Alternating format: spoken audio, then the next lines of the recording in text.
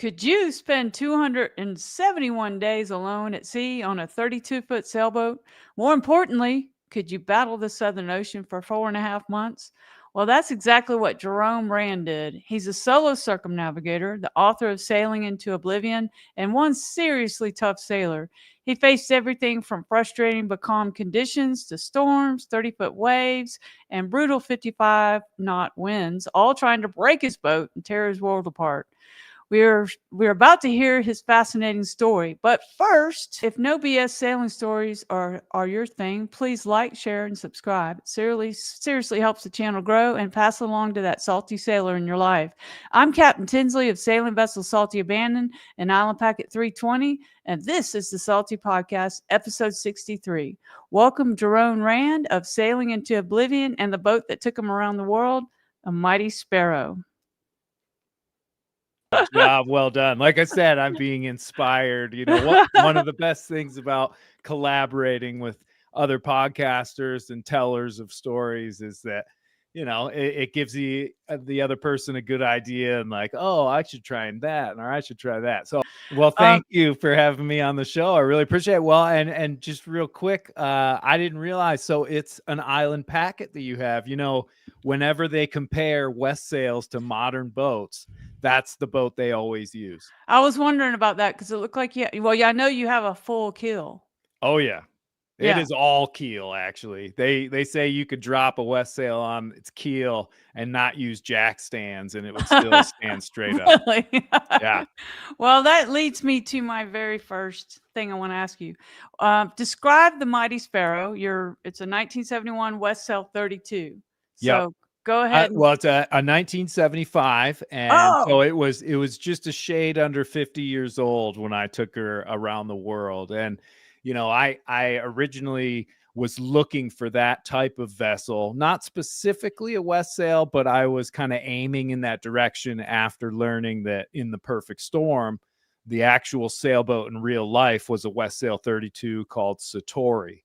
And Satori, even after the captain and crew were pulled off by the Coast Guard, managed to make it through the rest of that storm pretty much undamaged, and it beached itself somewhere, I think, on the Jersey Shore. They hauled it off of there and took it right back to the marina. So I was like, well, this is kind of the vessel I'm looking for, because I wasn't looking at trying to break any records or do anything like that. I was looking for the experience of doing a solo nonstop around the world. And I, truth be told, I wanted to do it in the old fashioned time of the 1960s and 70s, where you might as well have been shooting yourself off into space. And the West Sail 32 kind of gave me that old time sailing experience, but also with that safety factor, because they were laid up with so much fiberglass. I mean, it's almost amazing they can even sail through the water. But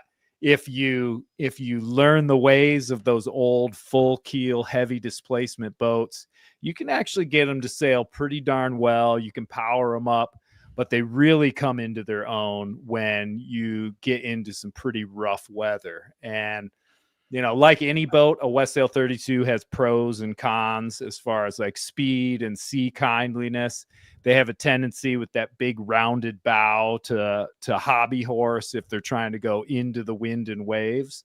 But again, when you're surfing down a 25-foot wave in the Southern Ocean, it definitely comes in handy. You're not pitch poling, all that sort of stuff. So she's old, but she's definitely tried and true. And she's also, and I think very important for my trip, is that she's very comfortable down below. So nice.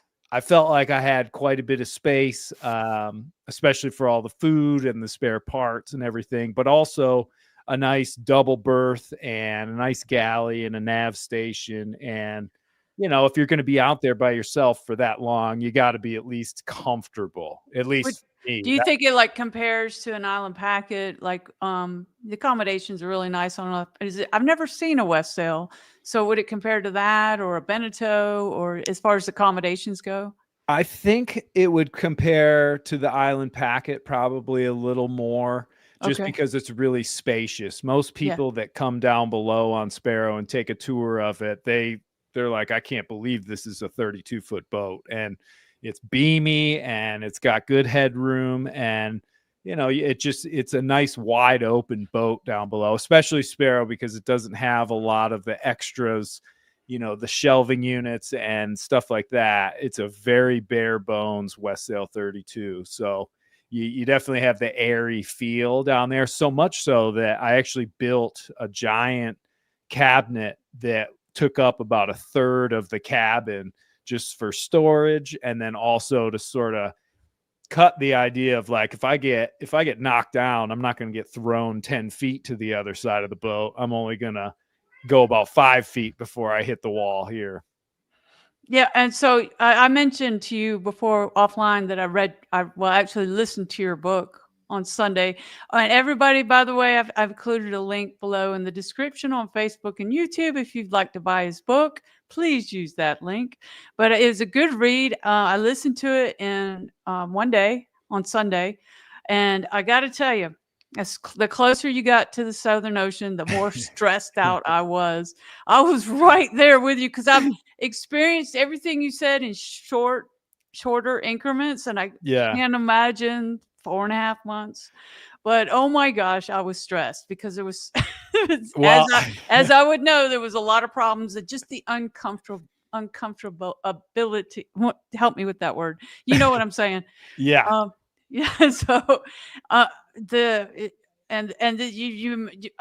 you mentioned when you were below the Pacific Ocean, you just wanted to kind of take a left turn and just go up there to Fiji or something. Yeah. Oh yeah. That's And always tempting you the whole time.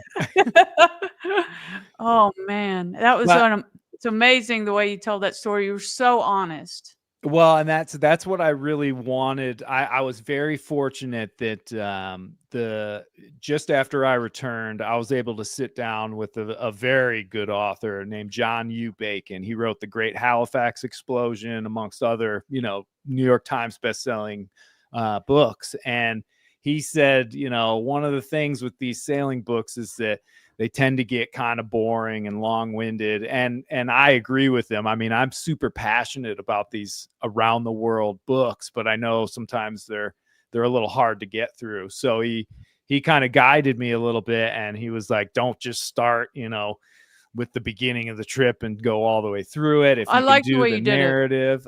Thank you. I mean, in the early days, I was like, I don't know if this is going to be confusing or not. I was wondering what you thought of that. You were like, "Are you sure?" Yeah. I really, it's one of those things where I put that author's note in to sort of explain how the book runs through. And, but yeah, I wanted to do short chapters, almost as if it was like day by day, so that, the audience or the reader has to sort of go through the same experience, because I wanted them to feel the stress and the anxiety that I was dealing with. It worked. Oh, thank you. Thank you. I was like so stressed out. But when you were going around Cape Horn, the Cape of Good Hope, around to the Falkland It's Islands, a scary one. and then you take us back where you were just starting to cross from New Zealand, past New Zealand. I was like, no, I want him to go up to get warm again. I was, well, it was a real adventure for me. I'm so glad. I'm glad you really liked it. I think my claim to fame, as far as from people who have read the book, is that there's quite a few lobstermen up in Maine who said, and personally told me that it was the first book they read since they were in high school, and they were able to read it within just a few days. And that meant a lot, because I know I lived up in Maine for a long time, and those guys are pretty rough and tumble, and they're not big readers, but they definitely dove into that book. You tell them to listen to it. That's what you tell them. And they could do it while they're pulling out the the stuff. And yeah, I know, right? Exactly. So, but yeah, it was a lot of fun to write it. It was definitely a challenge, but like I said, I was just trying to do sort of a unique telling of that story, and those ship's logs that are the actual accounts. The cool thing is I can remember sitting in that bunk and writing under that little tiny light. I don't And, know how you made yourself do that in those conditions. Well, luckily I don't suffer from any sort of seasickness, so I I could be never heard down you there. mention And that once. yeah, and when I was younger, I got car sick, air sick, every kind of Wow. sick. I must have been a nightmare for my parents, and thankfully, and I guess for What a anybody gift, out it there went that away. deals with it, yeah, sometimes it just goes away.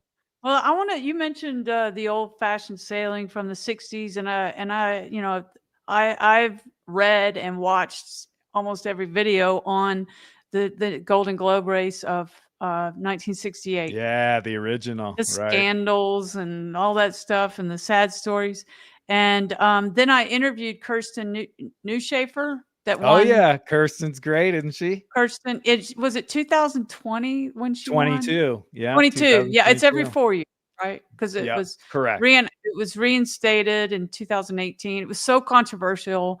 Well, and when they did it in 1968, like you said, I don't know if you said it here yet, but you said it in another podcast, nobody thought that it could be done. Yeah. Oh yeah. They had questions about whether a boat could take it, but Mm. also, and probably more rightly so, they had questions of whether a human could actually endure the sort of stresses and the isolation that it takes to be able to not only do the Southern Ocean portion, but then the long stretches of the North and South Atlantic Ocean. I mean, that adds so many miles onto that trip, because if you recall, the only stipulation they had for the Golden Globe, the original one, was that you left from north of 40 degrees north latitude.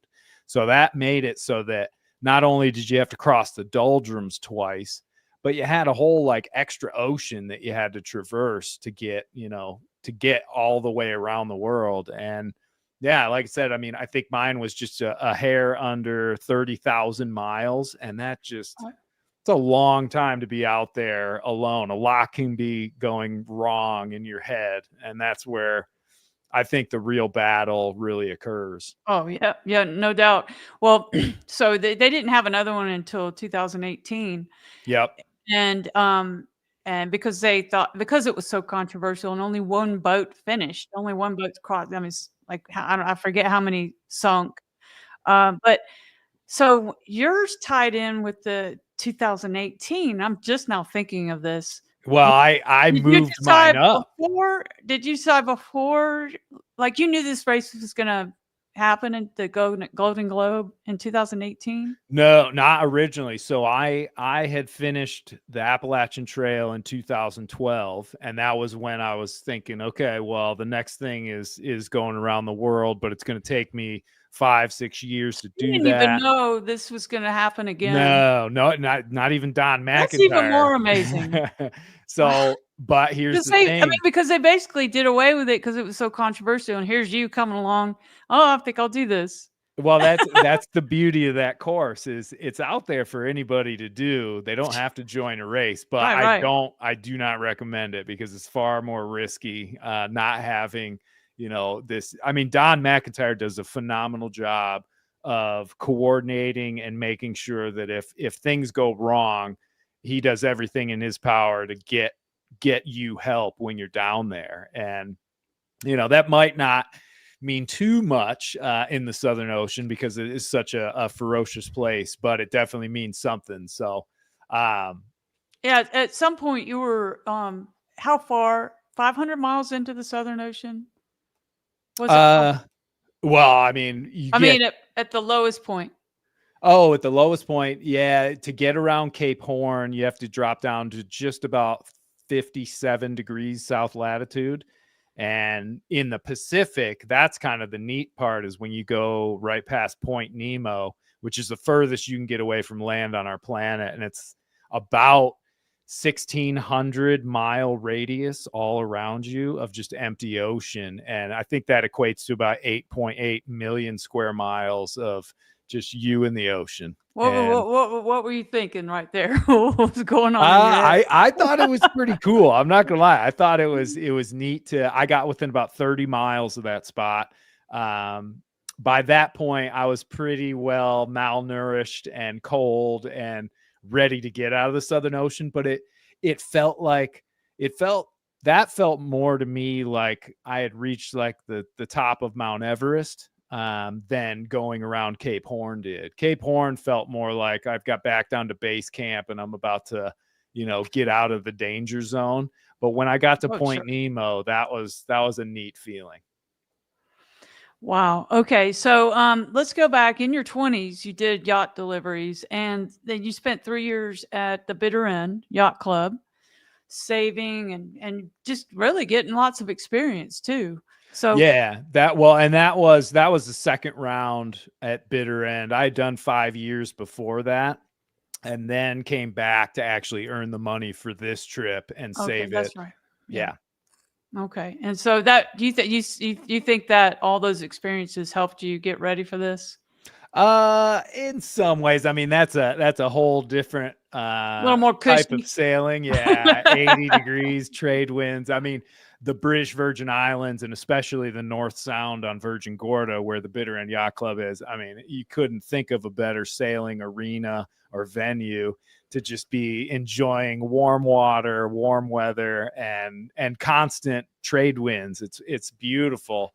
I definitely learned, because every time I go sailing, I always learn something. I've never been one of those people that thinks like I've got it all sorted out. Like I learn every time I go out there, and Right. so any time spent on the water was always good. But I actually didn't. I had never really solo sailed on the ocean until I bought Mighty Sparrow. Nobody wants to lend you their boat to go and see if you can cut your teeth on a trip to Bermuda by yourself. And Yeah, even so, when you're moving yachts, there are restrictions of how many people on board for how long the trip is, oh right? yeah, yeah. No, I mean for insurance purposes and Right. stuff. I mean, I think though, if you've done a solo nonstop, people are a little more happy to hand over their boat to you Gotcha. solo. But Yeah. I haven't run into that. Now, when I go out on boats with people, it's to give them the confidence to go out there and gain the Yeah, I was experience. fascinated to hear that you do that, and I definitely wanna ask you about that. But first, you spent a year, retrofitting Mighty Yep. Sparrow. How was that? What do you think, what single upgrade would you really think helped? What was the game changer out there once you cast off or once you were in the Southern Ocean? I think honestly, like, so I had originally on the boat, I had an Aries wind vane, which unlike the Hydra vane that is very popular today, the Aries is a servo pendulum, so it actually utilizes the rudder that's on the boat. And a West Sail has like a 9-foot rudder; it's gigantic. And I had an old one on there, and it was pretty much on its last legs. And so I got a new one of those. And that Yep. was Wow. probably one of the biggest like confidence builders. It was definitely one of the biggest expenses outside of It took a beating. oh, it definitely did. But I've still use it. I've put another 70,000 miles or so on it, and it just keeps going and going and going. And, that and the new mainsail and staysail, those were the only two new sails that I had. Everything else had to be bought used. I was on a really slight budget for this trip. And I don't know. I definitely beefed up a lot of the whisker stays and the boomkin.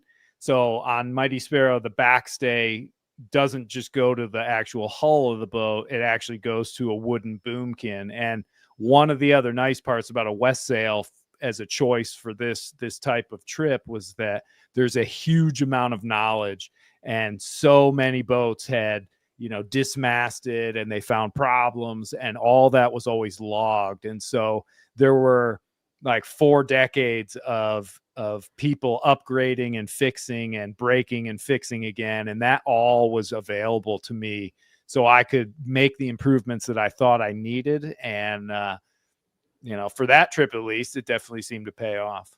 Well, anytime you buy a used boat, once you open up the electrical panel or something like that, you Yeah, find all kinds of fire hazards and everything. Did that happen to you? definitely. Well, and that's so I purchased the boat in, I think it was like December of 2016. And then I had essentially 6 months in the Caribbean and did about 10,000 miles or so of solo sailing, and then took it to Maine. And in that time, I broke just about everything. I found every leak. Yeah. You know, tried, and I was trying to do so. I wanted to find any weak Yeah. points before I was actually on the big trip. And obviously things still break all the time on a voyage of that length. All the But time. Yeah. you know, it's one of those where once you get into that rhythm of like, okay, it broke, I'm going to fix this, you become, I don't know, pretty confident in your abilities to do so. And, you know, you do start to keep a sharp eye for the things that are going to cause real problems, like, you know, pins falling out or doing those daily checks and all that sort of stuff. Well, now that you mentioned that, that's Sailing with Phoenix mentioned that was Yeah, the Oliver. biggest piece of advice that he got from you or from anybody. And I've heard it from other people like Kirsten.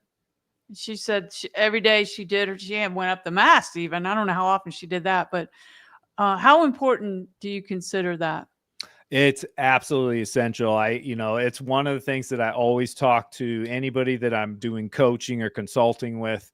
If you're on a multi-day trip where you're out at sea overnight or a week or a month, whatever, every single morning, the first thing you do when you have all the light is to go and take a look around at every screw, every pin, every cotter ring, just to make sure nothing's worked itself loose. Because there's that constant motion, the boat's always moving and flexing, so many things can wiggle free. And when you do that daily routine of that check, there have been countless times where I find a pin is just about to slide out and actually cause a serious problem, and I'm able to just push it right back in. Whereas, you know, I always tell people the snowball effect out there is very rapid, and the only difference between that and like an actual avalanche is that you end up sinking. And so one little thing can lead to this big problem, which then puts you in danger, and then things go really wrong. But if you can mitigate that just by taking, a lot of times it's only 5-10 minutes of a quick walk around the deck, just getting your eyes on anything that could move, and 99% of the time you're not going to find anything. But that's one of the troubles. You start to get complacent when day after day it's always looking the same, but you just have to stay diligent. Don't want to know. Yeah, right. Well, that's going to be a tip of the day in a clip right there. Do your Oh, there we daily go. checks. That's a good clip right there. Well, and when Oliver sent me that picture, he sent me, he and I were he caught a bunch direct of stuff. messaging. Yeah, and he sent a picture of his pin for his upper shroud, and it was missing the cotter pin. And he was like, thank you so much. Cause when we talked, you know, I had said this before the show, I didn't want to sit there and try and tell him all the things he needed to do, even though I kind of wanted to. I was just like, what's probably the most important thing? And that was the only real advice that I want to give him. Yeah. And it helped. Thank goodness it helped.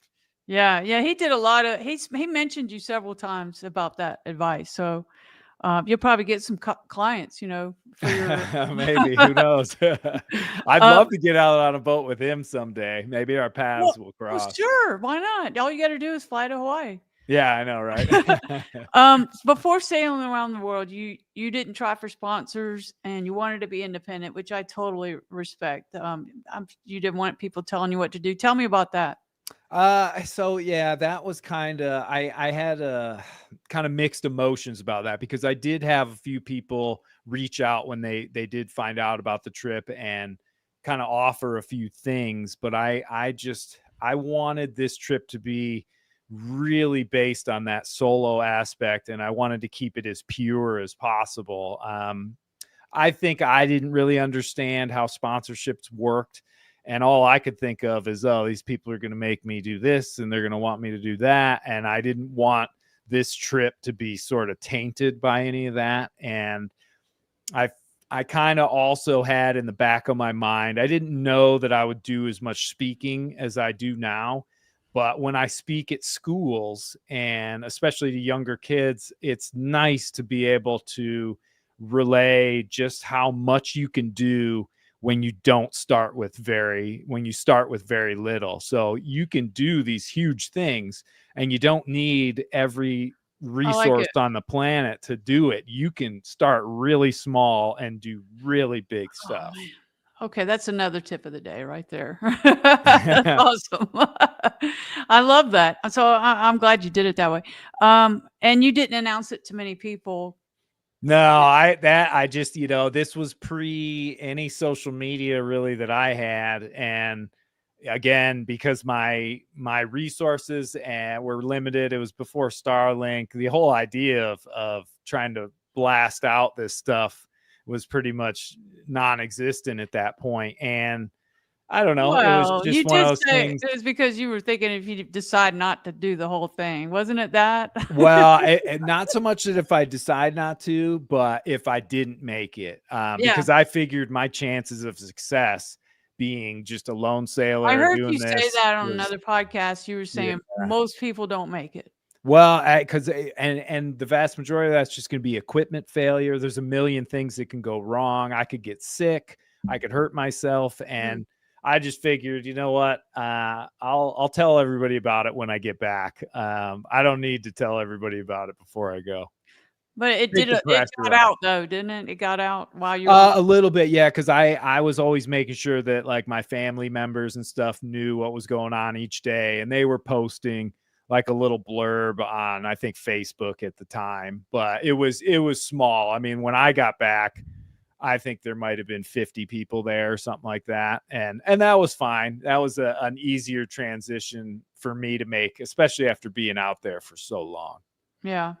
Well, and you talked a lot about, and I think you have to be a mental giant to to discipline your thinking on that trip. And you mentioned you practice controlled thinking. It was like one ocean at a time or one day at a time. Oh Can yeah. you talk about because I mean, just thinking about you going and you're like, oh, I got 4,000 miles to go across the Pacific. And Yeah, you can't uh, think like that. You have, uh, and so I mean, it really it hits you like a ton of bricks the minute you get out there and you start looking and considering this voyage in its entirety. And when we plan these trips, obviously you got the world maps out and you're looking at everything. You're like, holy cow! But you have to plan this whole thing out. But when you get out there and you clock in for day one, I was filled with so much anxiety and fear, and I was thinking about Cape Horn, and I was thinking about all this stuff while I was in the Atlantic Ocean and the weather was fine.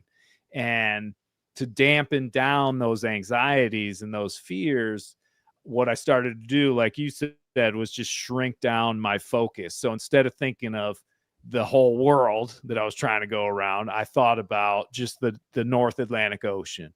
And when things were really crummy, I'd think about just this day or this little squall that I'm going through, or this project that I have to fix to get the boat back going. making And captain's log.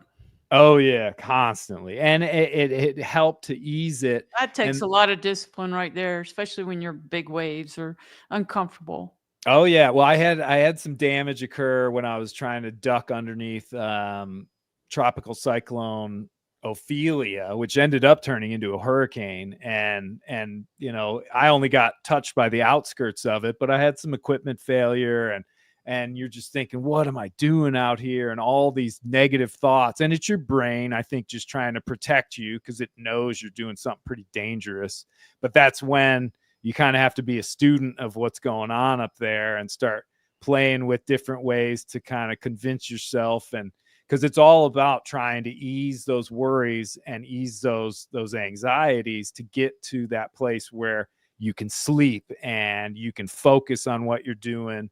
And to be honest, also enjoy yourself. So you're not just sitting there riddled Oh with yeah, worry. remind yourself, "Oh, I'm having Yeah, fun." I'm on the adventure. I'm supposed to be doing this. But one of the aspects that I didn't realize until later was these fears of going into the Southern Ocean that were really, those were pretty scary the whole time I was going down the Atlantics. And once I kind of got over that and I just kept going, by the time I got down there, because I had just focused on each day, I had spent 60, 70 days at sea continuously. And by the time I got to the Southern Ocean, I was such a better sailor.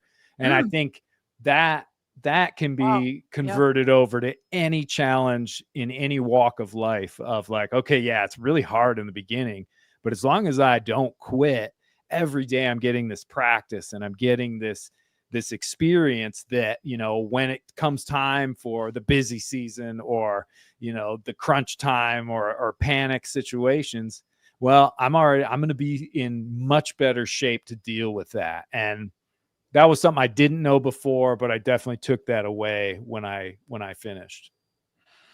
Oh my gosh. Here's a what I, weather window chess. How did you pick your launch day while 3 oh, well, Atlantic storms were swirling? yeah, that unfortunately, that was one of those things where when you decide to do a trip like this and leave from the United States, the East Coast, I mean, you're at Mother Nature's whim. And you know, we had Hurricane Irma, we had Maria. I had to wait for Hurricane Jose to pass by, and it was just like the one window, because if you leave too late, you get to Cape Horn too late. You know, when they leave for the Golden Globe, they, outside of the first one, which they admittedly said, you know, they went way too early in 2018. But they, you know, I leaving mean, in like what about August. 1968? In 68, you could leave It was like from there was like a May window, a big window. until, yeah, I think the deadline was October 31st or something. But they're typically outside of the hurricane path, Yeah. definitely compared to leaving from the States. And as soon as I had that window, it was October 3rd, and I was just like, well, this is it. And then Hurricane Ophelia came up. So it was definitely a bit dicey, but I think that added to the challenge. And as an American sailor, that was something I really wanted to do. I wasn't going to bend on like, oh, I'm not going to leave from the United States. It was like, oh, I'm definitely leaving from the US. I Got love to do it. that. First time you realize there's no turning back now. What triggered it? Uh, I think it was probably just the first day. As soon as the horizon emptied out of all land, it was kind of like, here we are, we're You in look it. back and you say, "Is this a good idea?" There were times where I was questioning my life choices. No, I think honestly, the time at which you really feel committed is when you get just east of the Cape of Good Hope, and you've only got the Indian Ocean in front of you. You can't really turn around because, you know, you're going against the westerlies at that point, Right. and you kind of buckle in for the ride. And, you know, usually it takes the first or second big gale to come over the top of you and let you know exactly where you are in this world and how little you actually mean. That you're sort of like, okay, well, let's do this, and let's I do this got that feeling quickly. going across the Gulf of Mexico. Oh, I'll bet. And you know, honestly, isn't that one of the funnest things? Like, you don't have to go to a place like the Southern Ocean to find some real adventure on a sailboat. You could find it anywhere in the world. Yeah, there was vertical lightning involved and Oh, geez. When was that? 2019 or something like Oh, that. so not that long ago. No, Wow. I've been going, every year except for last year to the Keys from Orange Beach, Alabama, and I was going across Okay. every year I've been making that trip, and I went across to the Bahamas, but coming back Clearwater to Destin, it was gonna take about 2 days. I got about 12 hours out there in the middle of the night, so calm, all of a sudden, something changed. Yeah, yeah. There was no wind, but all of a sudden, the Gulf just turned into like a blender. And Yep. vertical lightning in front of me, and I thought, "Well, I could push forward, but that vertical lightning looks a little scary." Yeah. So then just stopped, and then it started moving towards me, and it chased me all the way back to the coast of Florida. I was so mad. I wasted 12 hours plus 12 more hours. Well, it's one of those things where Mother Nature's gonna dish out They got it. whatever They she got feels like. She's got her own plan. Oh, 100%. And we just have to deal with it and do what we can. And I work with a lot of people that have had bad experiences out there as beginners, and they're, Yeah. a lot of people are ready to throw in the towel. They're like, this, I don't know what we were thinking, da da da. And to be able to bring people back from the edge there and be like, well, let's go out there and let's work on these basics and let's get that confidence up. And to see people then be like, oh man, we're planning our next trip, or they'll send pictures from like the Bahamas, and it is the most amazing feeling that you were able to help out with that, even in just like the smallest way, just by being there on the boat for a few days. It's so cool. Well, I heard you say that, and maybe it was with the Appalachian Trail. You learned that being uncomfortable. I forget how you put it, and I can't find my notes. But you got to keep the end, the goal in mind, and that's what Yeah. I think when I'm uncomfortable going across the Gulf. I'm going to get to the west coast of Florida, and it's beautiful, and the anchorages are great, and the weather and the Yeah. beaches, and you got to want to be there, and you've got to have some moxie, and it's not for everybody, wouldn't you say? I would definitely agree. And it's one of those things where I not only like to sort of project myself to the place that I'm intending on going and the goal that I'm trying to reach, but sometimes if that's not enough, I'll actually project myself to, okay, well, let's say I bail on this and I, pull in here, or I call the Coast Guard, or I do this or that. What am I going to feel like the next day? And I Yeah, had to do I that a saw you. lot Yeah, in the Southern Ocean, because that's, like I said, the whole time you're going across the Pacific, there's Fiji and Tonga and Tahiti and all these places, and all you got to do is turn north and you'll get to them, and and you it get gets them, warm. It and it gets gets warm warm. Yeah. immediately. And it's one of those where I constantly was like, well, if I do that, yeah, it's going to be pretty nice for a little bit, but then how am I going to feel afterwards? And that definitely helped, because sometimes it can't just be like all imaginary, like, oh, I'm going to make it and it's going to be great. Sometimes you have to challenge yourself and say, well, yeah, I know you want to go through the Panama Canal and not go around Cape Horn, but what's that going to be like? Let's just try and break that apart. And then It's you're a like, challenge. yeah, yeah. Oh, I'm sure. Have It's you been? expensive. Yeah, you've been through, haven't you? No, but I've interviewed people. It's on my list. I'm gonna make it Mine happen. too. Mine But too. but I've interviewed quite a few people that have done it, and you've got to wait, you got to pay. I think the price is about to come down though. Mm. But not everybody has that ability, that mental toughness. So I mean, props to you. That you have. Well, it wasn't anything that I knew beforehand. I mean, the only thing I could ever say about myself is that even since I was like a teenager, I had the ability to look at a situation where I was either suffering or there was a lot of discomfort, and a normal person would be pretty upset and do whatever they could to get out That's of what you that. said. That's what you said. I I think you said it in the book. I I think somehow just kind of was like, this is going to make for a pretty funny story. How much worse can this get? And I would just start laughing. I would think like, this is hilarious how nobody bad would this believe is. this, bro. All these Yeah. things broke. Now, I do think that this is gonna make a great video when I get back. Yeah, right. And I think that's what it comes down to, is your perspective. And the nice part about Yeah, perspective in any situation is any that you situation. can change it and you can adapt it to make it so that you can either, feel positive about the situation, or at least shine a little bit of light, because it's all just tricks that you're trying to play on your own brain to get you through, so that you can just hold tight for that little bit until it changes. And I think that's something you would agree on, is that the ocean, no matter what, it's always going to change. The storm is always going to break. The calm is always going to Forecast end. is not gonna be right. Yeah, forecast is definitely be right, but it's always going to change. So whatever you're dealing with that's so miserable at the moment is not going to last. And all you have to do is make it to that final little point, and then it changes, and then you're going to be all good. So, kind of Well, you're just so keep at right. it. It's just like anything in life, it's perspective. Yeah. Yeah. You're so right. Let's see what we got here. When the wind hit 55 knots. Yeah. Oh my gosh. How'd you keep you from falling apart?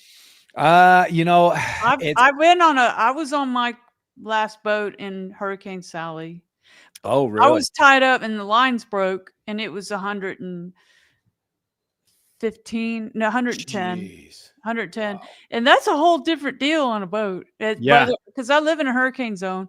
If you're on land, I mean that's a lot, but on a boat, it's a lot. totally different. Yeah. The sound No. alone, you know. Well, my senses start to get heightened when the winds reach about 30 knots.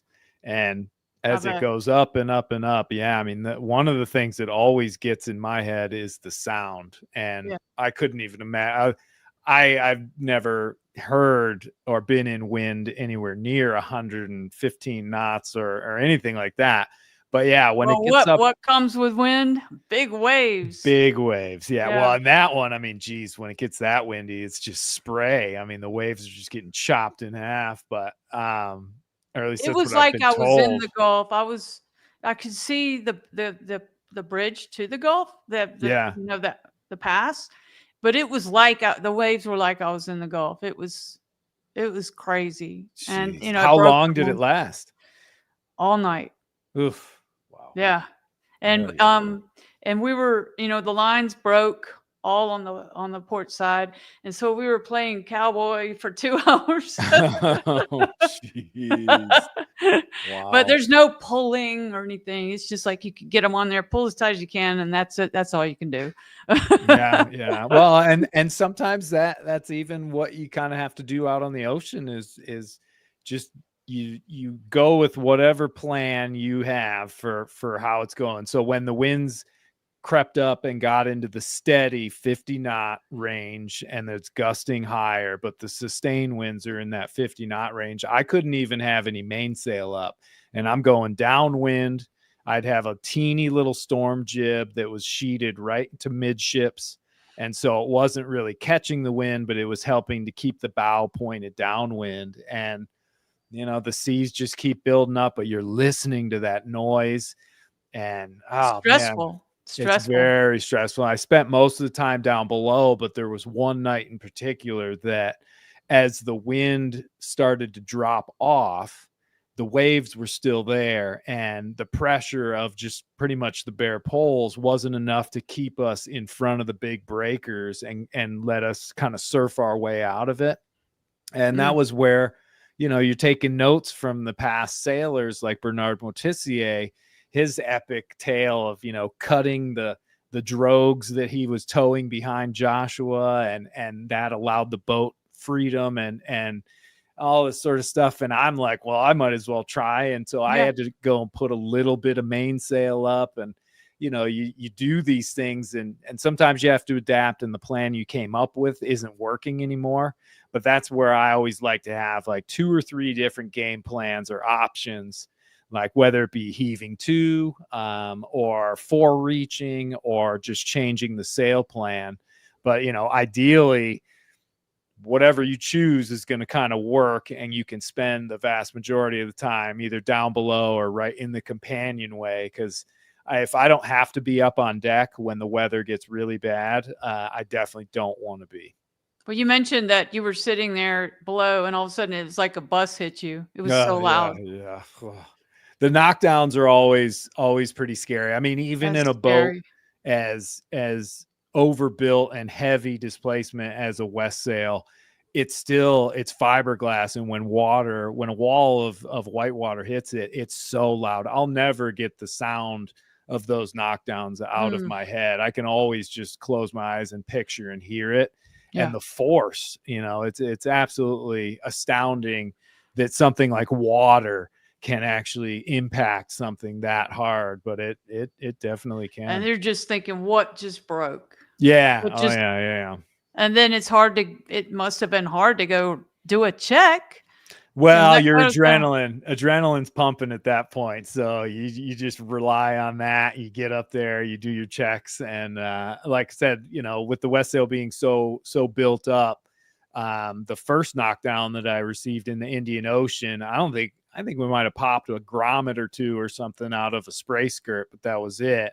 the second one in the Pacific, that one definitely was a bit more eye-opening, if you will, and led me to change, the course and change the sail plan, because I knew it was just going to keep happening if I didn't change up what was going on.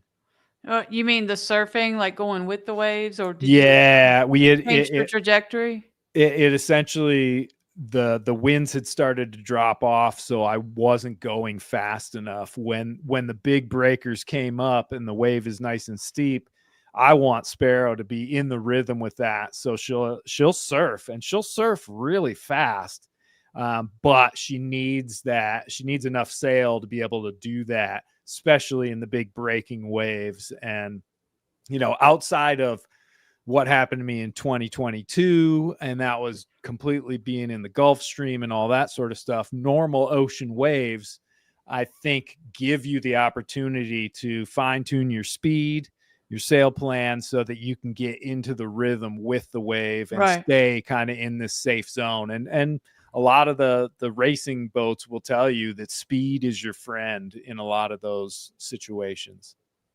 Well, it was first time I went across the Gulf, and it was kind of a nightmare. But we had to change our trajectory. I usually sail solo, but on that trip, it was my first one going across. Yeah, we were in the trough, and okay. We got to change that. We got to not be, because you could be. What did you call it? What's the word you used? Pitch pole. Knockdown. Knockdown. When you're parallel to the wave. Oh yeah, absolutely. Yeah. But pitch pole, that would be scary too. Pitch pole would be a scary one. Luckily, Mighty Sparrow's got a really rounded bow, and I've gotten, I don't want to say I've gotten like the boat almost vertical on a wave, but there's been some pretty incredible waves that I've surfed down and hit high teens, even the low 20s with boat speed. And I don't ever worry about her going end over end, probably because I haven't seen big enough waves. But now, doesn't that stress out the hull when you go over that far? Oh my gosh, your hull yeah. speed? Did you find any cracks after that? No, not from that. I found cracks in like some of the bulkheads and things like that after some of the knockdowns, some of the impacts, and that's just where the bulkhead is fiberglassed into the hull. The stringers, or not stringers, but the tabs, those cracked off the hull. But the hull on a West Sail, again, it's just absolutely so overbuilt. No cracks on deck or anything in the fiberglass? No, not really. Wow. Not until when I was turned upside down, there was a lot of stuff ripped clean off of the deck. But as far as the actual structure, she's always been able to stand up to whatever I get thrown into. So kudos to the West Sail. That is one tough boat. Yeah. Oh yeah. Frustrating doldrums. Was that worse? Do you think that was worse than being in it's difficult because I have a bittersweet relationship with the doldrums, because as a sailor and doing it without really utilizing my engine for propulsion, the doldrums, sometimes you're sitting there for 2 days in a row, sometimes more. You're not making any progress, and it's kind of annoying. It's hot.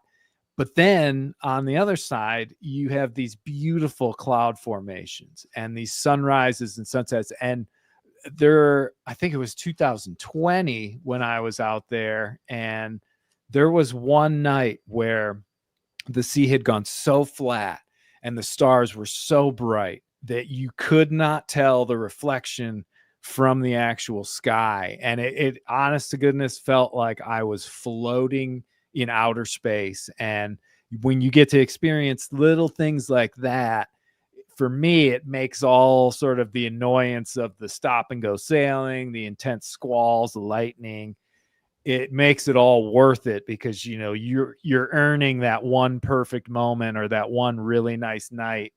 And so I kind of look at them again through that sort of perspective. But it is troubling when you're trying to get to one place and the world will not let you go there, and it's just not giving you especially that first time you went into the doldrums around the equator.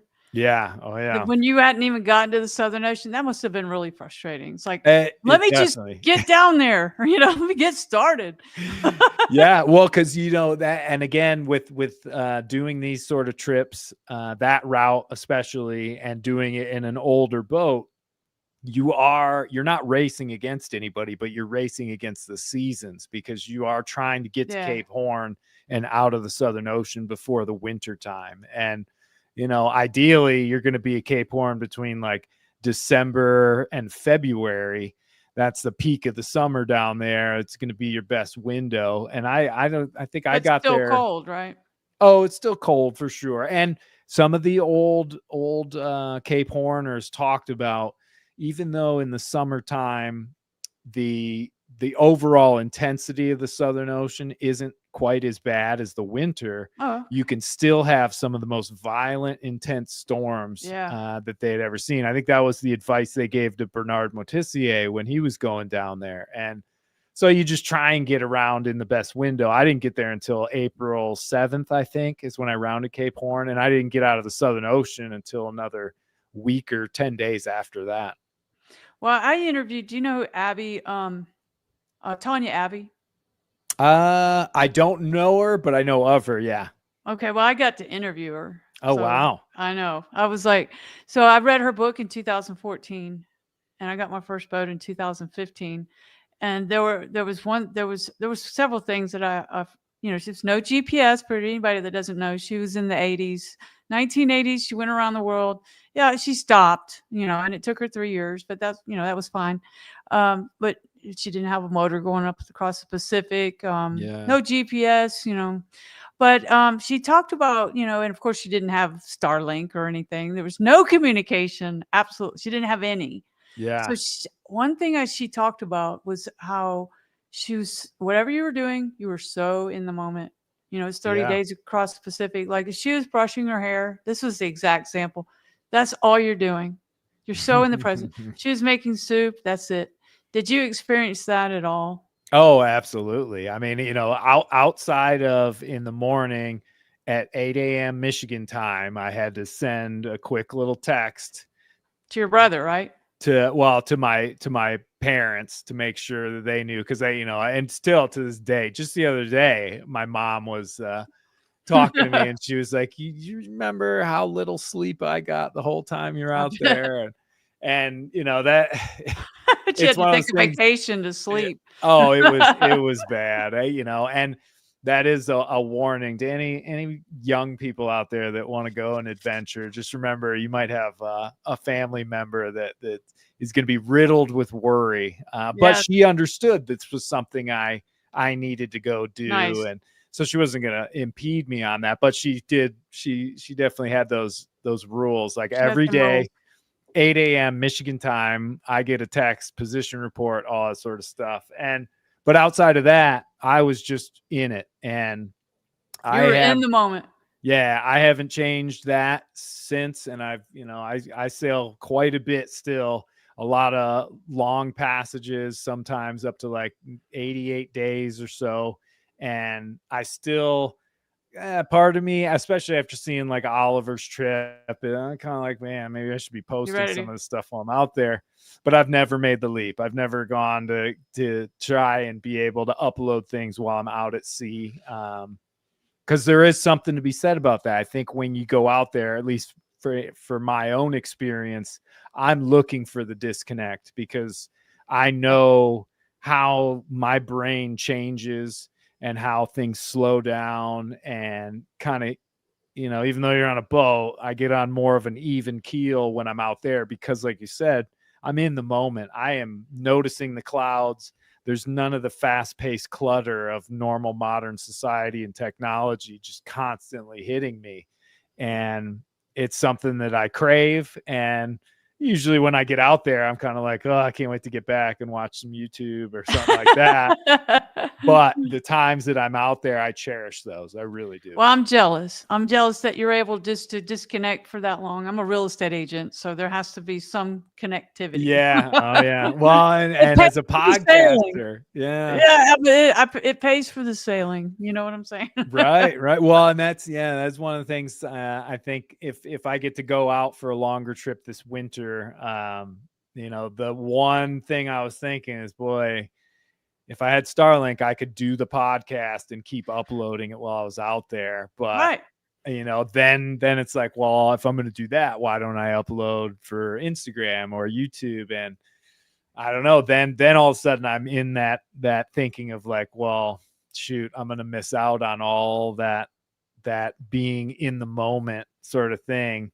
And because you have to be bored. You have to be not able to look at a screen. Yeah, because it takes my brain about 5 days before I get into that normal childlike sort of mental, what do I call it? It's like, it's not exactly meditation, but it's low level input brain mode, where I'm looking at a cloud and it is the greatest thing I've seen in the longest time, and I can just watch it for hours without feeling bored. Well, I've had moments of it, Yeah. Offshore, I think all of us had it when we were kids. And then, when the afternoon would seemingly last forever, where it was like, oh, we got all afternoon and riding your bikes or doing this or that. Sure. And it seemed like time was super slow. Well, that's kind of how I feel when I go out there after, a week or so alone at sea.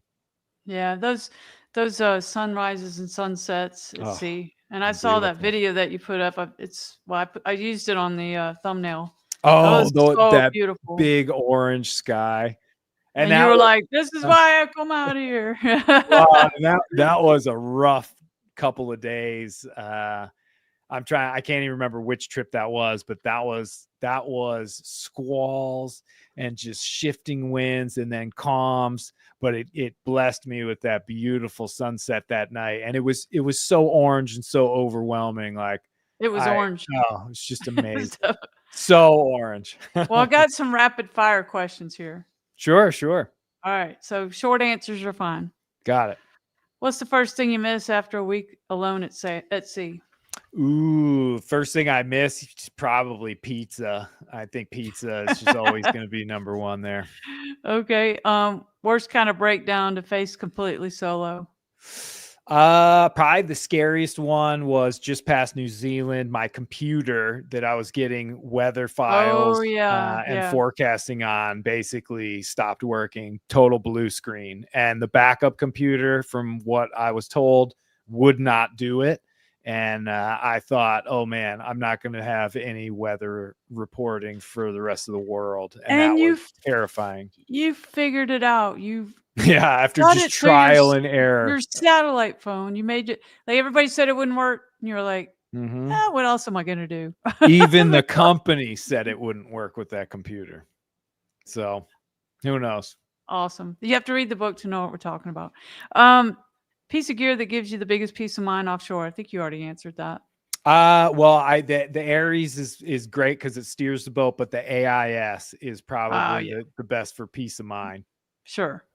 More mentally draining, frustrating by calm conditions or 30-foot storm seas? I did already ask you that. Oh, the becalmed for sure. If you're trying to get anywhere, if you got time on your hands and it doesn't matter, I'll be becalmed all day long. But if you're trying to get from point A to point B, that becalmed is so tough to deal with. Daily tasks that become shockingly hard when you're alone. Brushing your teeth? No, I've never had a trouble with the routine.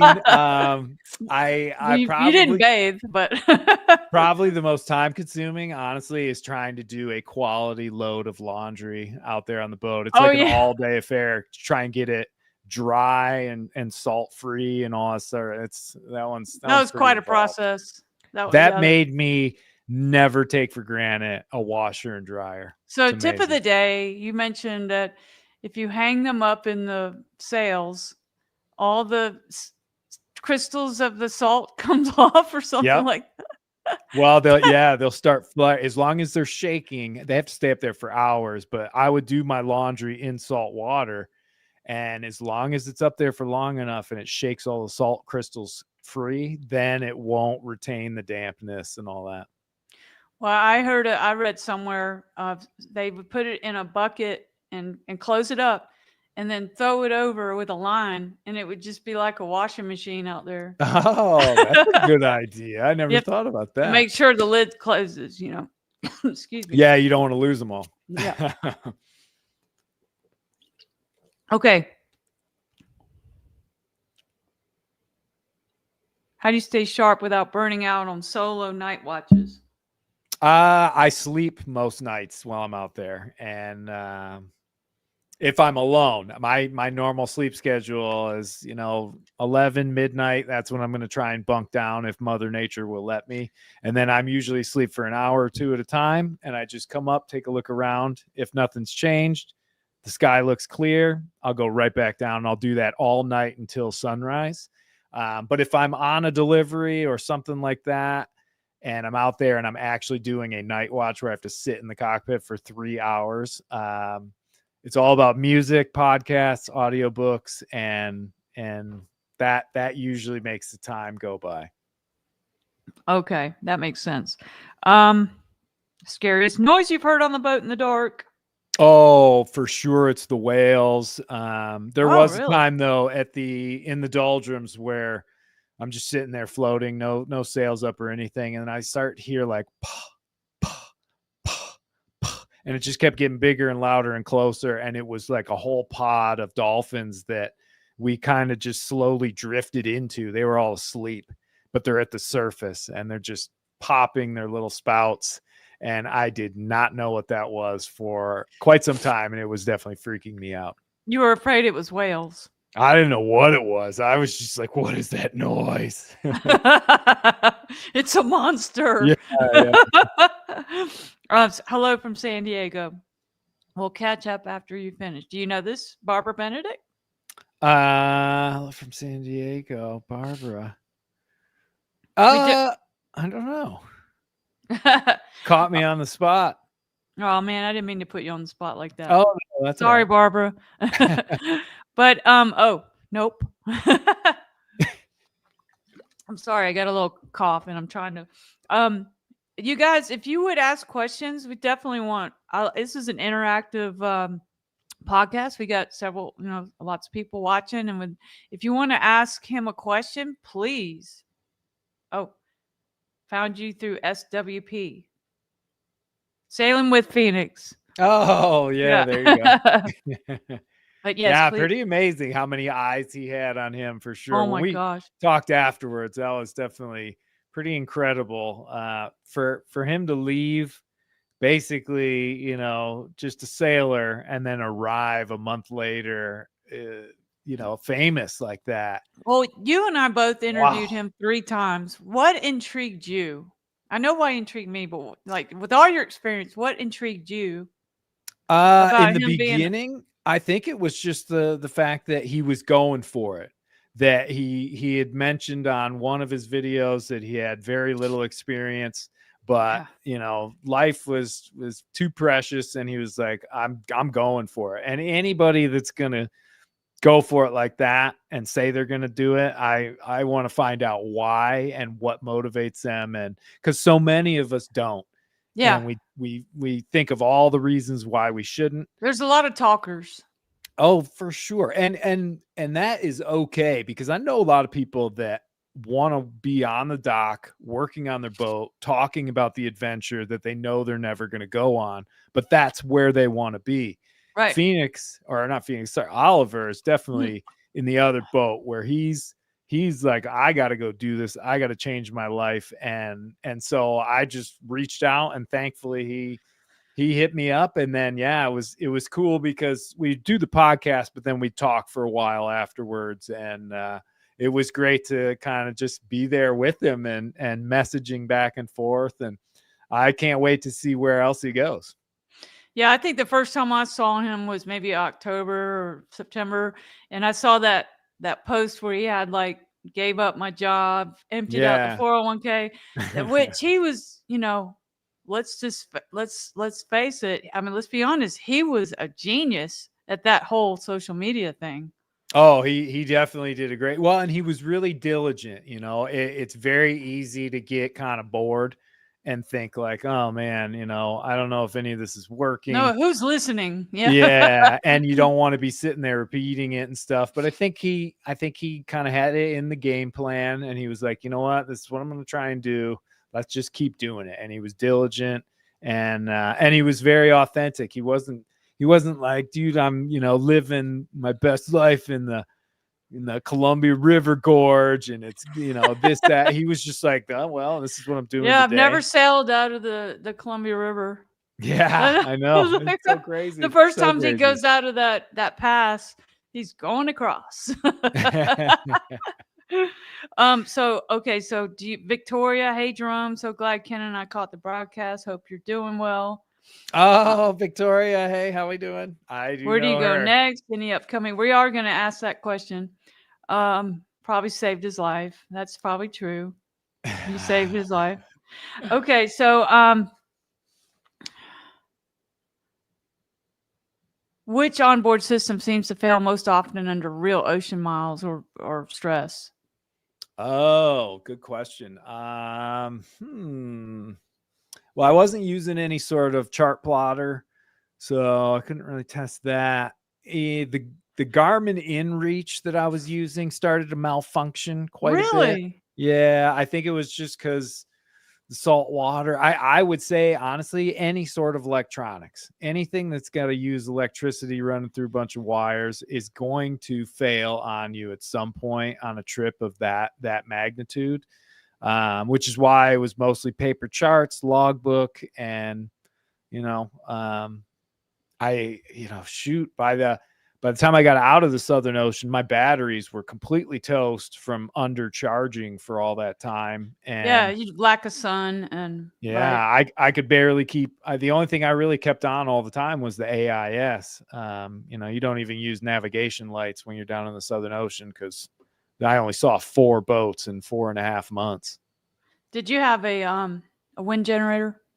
Nope, no wind generator. I really wanted to keep the deck and everything as sparse as possible, just because I figured, there's gonna be situations where big breakers were, coming and just slamming into the boat over and over again. And anything, you see a lot of these boats that have solar panels that are on some pretty fragile mounts and things like that. And even mine, which was on these heavy duty gallows, eventually years later got ripped right off the boat.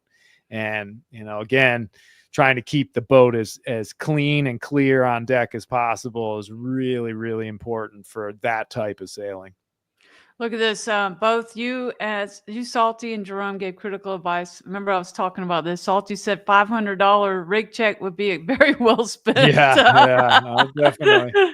Well, because you don't get to inspect, half of it. You only see the bottom, and every once in a while you might climb top of the mast. But in a trade winds route, I mean, it's always going to be windy out there. You're always going to have those waves, and that's one of the things. You can't just climb the mast whenever you want to. Sometimes that thing is swinging around so hard that it'd be very dangerous to go up. So that was really, really good advice on your part. And Barbara says, Jerome said, check every day. Yep. We were talking about that too. Yeah. Yeah. So I don't remember you mentioning that you were clipped in. Oh, I thought we were going to get through this without having to do that. No, it's one of those things where I would do that too, and then I would take a picture of myself on the bow with no, and then people go, "What are you doing?" And it's like, "Oh, I guess they're right," because you fall off. That's it. Yeah, and it's one of those where I always recommend, people do what they're most comfortable with, and if you're with other people on a vessel, for sure, safety equipment, harnesses, life jackets, those are going to help to save your life if you end up falling overboard. For me, I like to move around the deck as freely and as quickly as possible. I hate it, but in 55 not winds or 30-foot Yeah, waves? no, I've got some clips of me actually in the earlier stages of the Southern Ocean where I was trying to film some of the swell and the waves from the mast, and I almost jibe uncontrollably at one point, and that was when I stopped, filming or trying to capture a lot of this sort of stuff because I wasn't clipped in. I clip in a little bit more these days, depending on the weather situation, and I think, there's a little bit of youthful arrogance and ignorance on my part, but I do think that the one thing I always worry about tethers and things like that is that tether is good, but it's not foolproof. And when you have the fear that if you fall overboard, you're going to die, I think that fear is probably one of the biggest lifesavers because it makes you not only hold on tighter, be really aware of what's going on around you, but it also makes you think long and hard before you do anything on the boat, and you come up with your plan and you take things slower and more methodically because you're going to pay the ultimate consequence. And okay, so your daughter is going around the world on a boat. What do you tell her? Well, I don't have a daughter, so I know. Okay, your but mother, your sister, your grandmother. I'd tell them do exactly what you feel most confident and Okay. comfortable doing, for sure. Okay. Yeah. All right. If it was your daughter, you probably feel differently. Probably. Okay. Repair that made you feel an absolute legend afterward. Oh, geez. Well, there were a lot of those, but I think one of the coolest ones was when my main sheet, where it's on a traveler, which is it's got this big like car that moves across this traveler and it's all connected there. That exploded during the edge of Tropical Storm Ophelia and happened in the middle of the night. And all of a sudden sails going crazy. And I'm up there in my pajamas fixing this, just getting totally splashed. And took about an hour to get everything sorted out and replaced because I had to lash a bunch of stuff. But when that was over, I was like, I think I I'm a do rock belong out star. here. And you used some sort of steel wrapping or something. What did you use on that? That one I just used some Spectra to basically winch it back in. And then I had a spare car, but I knew that I couldn't just let that one go. So after I put the new car on and connected everything back up, I then rebuilt the old one. So that became the new spare because I only had one extra. Okay. I feel like I just heard that story. It was on Sunday when I was listening to your book. Okay, so let's talk about the book. What's the one takeaway from sailing into Oblivion you hope every landlubber gets? I would say, if anything, I would just hope that it might make you think like, hey, if this guy can do that and he's just a regular guy, he didn't have much money, and he was able to take this old slow boat all the way around the entire planet. 1975. Yep. Then, that one thing that I want to do, or that I've been dreaming about doing since I was little, or anything like that, I think maybe this is the year to go for it. Not only go after it, but make this the year to go after it. And that is Sailing with Phoenix's story, right?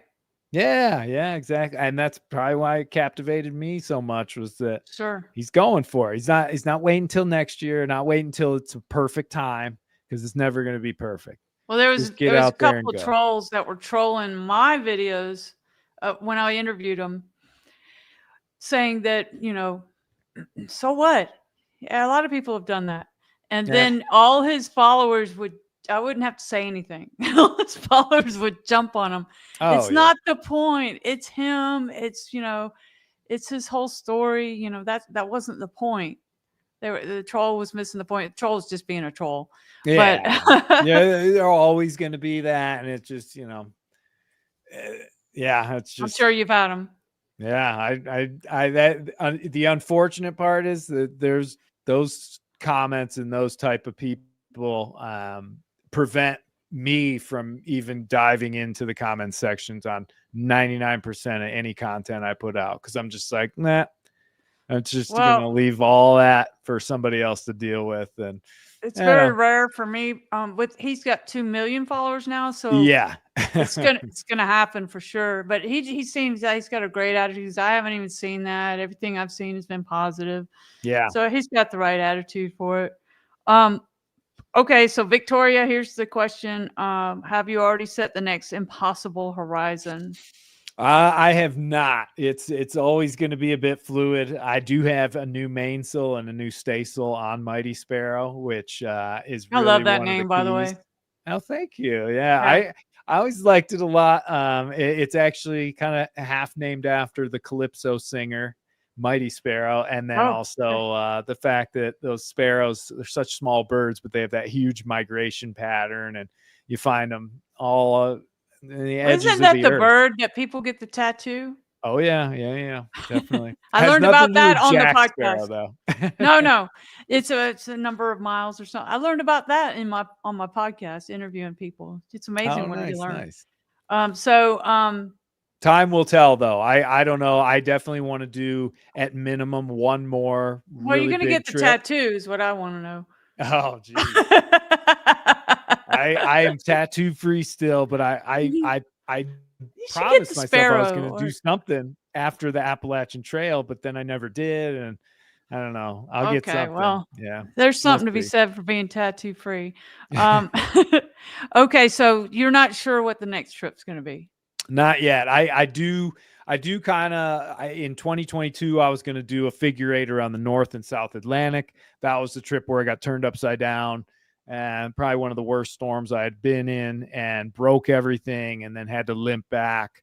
I would really like to do that trip and complete it, but it took me 2 years to get past what had happened that night and how close I got. Yeah. So I'm back at the point where I'm Well, we'll comfortable have to out have there. another podcast because I want to hear about that story. Yeah, that one's pretty intense for sure. That was the only benefit with that actual trip, was that it makes for a really, really good story and a great presentation, not only for like inspiration, but also for like a learning experience. So I use that in a lot of my corporate speaking engagements, and it's very Oh, that's relatable. perfect. Crisis management and decision making under pressure, and what you do in the face of failure, that sort of thing.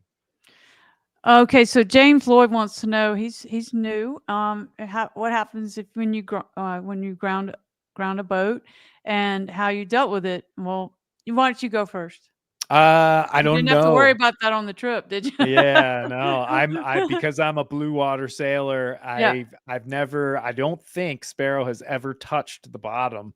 Um, from what I understand, it's just one of those things, like if you can wait it out and the tide is going to come in, you just wait to float it off. If you can motor out of it, I guess that's the biggest thing. But it depends on the type of the boat and what you're hitting on the bottom. But How dangerous it is, or what if it's going to mess up your boat. yeah, because anytime you're going to run aground and hit really hard, it almost needs to be hauled out of the water so everything can be fully inspected. Yeah. What you said about if you wait, you can float off, or if boats are going by, sometimes a wave will just take you right off of it. Mm-hmm. And I wait for that first, and then the last, in the end, if you can't, then I call sea tow. Yeah. And they pull you Well, off, and it's only like, well, it was $189 a year for unlimited. It's definitely worth it if you're going to be near a coast or an intercoastal or anything. yeah, for I think it sure. might have just gone up next year. I think it's going up over 200, but still totally worth it. I one time had to have an 11-hour tow, Oh, and it wow. did, because my fuel injectors opened up and fuel went in, or I'm not a mechanic.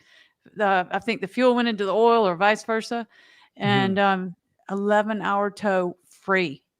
That would have been Oh, wow. $20,000 or something. Oh, jeez. So, tip of the day, Tip get of your the Sea day. Tow or your Towboat US. I have both, Towboat US Ah, and Sea Tow. I don't have either, but there have been times where like I'm going into an inlet or something like that, and I'm thinking to myself, man, if this engine fails right now, how am I going to get out of this? And if you don't want that worry, then something like Towboat US or Sea Tow is a good thing to get. Well Yeah. worth it. Well, I think when if your engine went out and you're about to hit the rocks or something, you're going to throw out your anchor. I got the or anchor. something. I always Yeah. got my main halyard on my mainsail ready to raise, and that's one of the things I teach a lot about. Right, you know, whenever we leave the dock or we're headed in for the day, we never disconnect the halyards, and we always are ready to raise those sails just in case. Oh yeah, that's another thing. Another way you can get off being grounded is you sometimes can sail off of it. You can Yeah, put your yeah, sail up. I mean, it all depends on conditions, right? Mm-hmm, Oh, he mm-hmm. said, thanks for the tip. I'm told there are two types of coast cruisers: those who are grounded and those that will. Exactly. I'm sure I will at some point. I'm headed up to Maine later this summer, so It's hopefully not actually there though. those that are telling the truth and those that are lying. Yeah, right. Because you will do it eventually. Okay. A blank check adventure. Where do you point the bow first? You got a blank check. No money worries. Oh, no money worries. Jeez, I'd get a boat on the west coast of the US and I would sail it back to the east coast via the trade winds route. No questions asked. It would be wonderful. That's actually kind of the retirement plan. It'd take like 3 years to do it. Oh, that would be the Well, best. if it's a blank check, you could just transport Mighty Sparrow across and plop it right in. No. That one I'd want to do it on You got to do a luxury larger or vessel something. so that I could bring other people with me for whatever legs they Okay. wanted to Well, you go got on. a blank check, so why not just Yeah, right. Well, honestly, yeah, it'd be something in the 50-foot range so Okay. that myself and 3 to 4 other people could go and just hit every place you could on the way back to the East Coast. Well, I think that you should include you said you want to go through the Panama Canal and the Sandblast Islands. You know those? Yeah, I've heard about it. I've never been though. I learned about it in a podcast. Oh my gosh, that's definitely on the list. Yeah. Do you, I don't suppose you would have a favorite anchorage. Oh, yeah, absolutely. North Sound, Virgin Gorda. I mean, there's Okay. on Virgin Gorda, there are a ton in the BVI of great anchorages. There's one very special Everything's one so that, deep water there. well, I mean, that's the thing. You go into North Sound and there's places where it's 10, 15, 20 feet where it's great holding. You're tucked right up in this little spot. There's a couple secret ones that I definitely don't want to divulge Oh, come because on. they're a little dangerous to get into, and there are places that are off limits to the charter boats, but you put me in North Sound on Virgin Gorda and I'm going to be a happy guy for sure. Okay. Well, I always like to ask people what their favorite. Now, I've learned about so many cool anchorages doing that on my podcast. Well, I guess that's it. I mean, we've been on an hour and 23 minutes. Do you guys have any more questions? You got some fans on here, so you got TikTok 10, 9, 8. So if you want to ask Jerome any questions, well, I wanted to ask you about your speaking and your teaching people how to be offshore. I did want to ask that. Oh yeah. Well, it's the speaking stuff I've been doing, since I got back, and those are a ton of fun. We speak at everywhere from schools to Were you a speaker before? No, but because I was in the resort industry, I was up in front of big crowds of people doing award shows and presentations, things like that all the time. Okay. So I became pretty comfortable with it. But yeah, it essentially, we did the University of Wisconsin. We do a lot of private clubs, venues, yacht clubs, but the corporate stuff that came out, started doing that last year. And those have been pretty fun. Definitely a different sort of challenge. But yeah, obviously there's a lot of relatable things between setting sail and going off into the world of the ocean. and equating that to going through challenges in business Yeah, and you got to with tie teams it of in, don't you? people. You got to. Yeah, oh, absolutely. But it's always based around a really good story with a lot of good footage. So it's more of an interactive presentation than it is just like, me up there with a couple of slides. But yeah, it's been a lot of fun doing that, and it's great to meet people and Well, be I able to heard sign from the book. some celebrity podcasts that those corporate gigs are a tough crowd. I don't know. I've never had any issues with that because I don't know if it's the trips that I've gone on or if it's the footage or They're what. sitting in there. I'm in a corporate office. This guy's out sailing around the world. Oh, I trust me, hate my life. most people are, I have to talk them down off the edge of like, I'm never going sailing. What is wrong with you? And I'm like, well, let Oh, me well, let me that's what the explain what I get out of this, because well, they don't have to especially go that far. They can just, they can go to St. Martin. well, the footage from the disaster voyage is pretty Ah, intimidating sometimes, and it definitely, you hear a lot of oohs and ahs and a lot of questions get asked after that. So you're crazy, boy. yeah, oh yeah, for sure, for sure. But it's a Well, lot of fun to share the experience, and same with the coaching and the yeah. consulting, as it's been great to sort of, because every adventurer has a day where they have to hang up their adventurer hat, and it's nice to know that I can still help the next generation, or anybody that just has a couple of goals in mind. So you are making a living at all this. Barely, but it's getting better. Let's just Well, we're say trying to that. help you here. We're trying to sell your book. It's in the comments. I mean, in the description, the link to the book. Please use that. Yeah, and hopefully you're making some money on social media.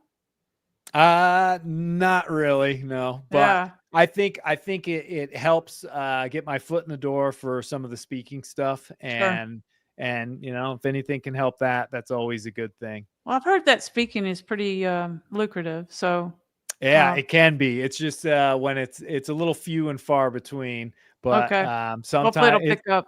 it's kind of like when it rains, it pours. You never know. Gotcha. Okay. Well, if you guys don't have any more questions for Jerome, somebody's going to have one right when we sign off.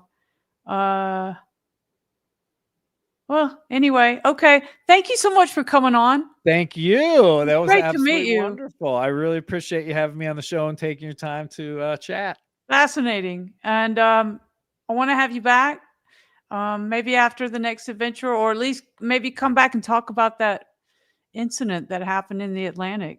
Yeah, I'll be I'm kind of all over the place for the summer, but there'll be a few times once I get up to Maine where maybe I'll reach back out and we can talk sea survival. Oh, that sounds great. Okay. Well, Barbara says, nice interview. Thank you, Barbara. Okay. Well, that's it. And the way I always end is to say, Salty Abandon out.